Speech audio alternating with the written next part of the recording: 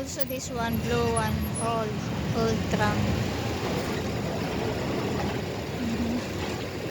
The new tram, that one, that is the one that is coming now. This is old, oh, you see,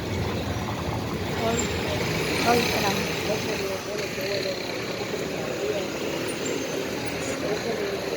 That one is new.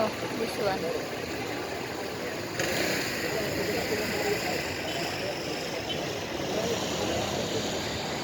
Florentejo. Oh, yun o. It's easy to go to San Siro, Puma. To San Siro Stadium. Taking a tram here. From the train station. From the train station, only 5 minutes by metro. Train under, no? Underground train. Metro. We call it metro. Underground train.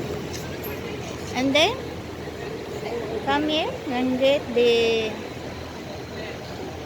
tram direct to San Siro Stadium. You see?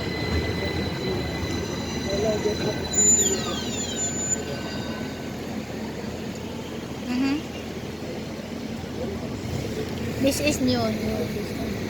Like this. New tram.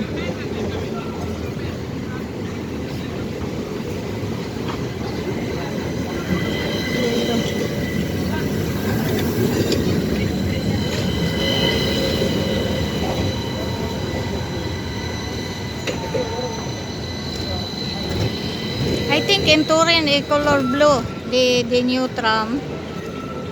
When I went to Torino, I think it blue. Here is yellow. Because every town, also in Modena, the bus are yellow. You see? This is Milan, guys. Milan.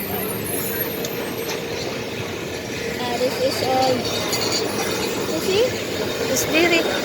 It's very easy to move here in Milan City. If you want to get tram, if you are in a hurry, get metro, underground train. If you are in a hurry, in 3 minutes, 5 minutes, alright. But if you are not in a hurry, get the tram. There is also bus.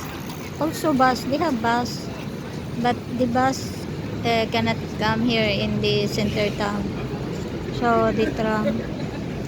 You see? Oh, you see? Because they are delayed before because of that man lying in the middle of the street.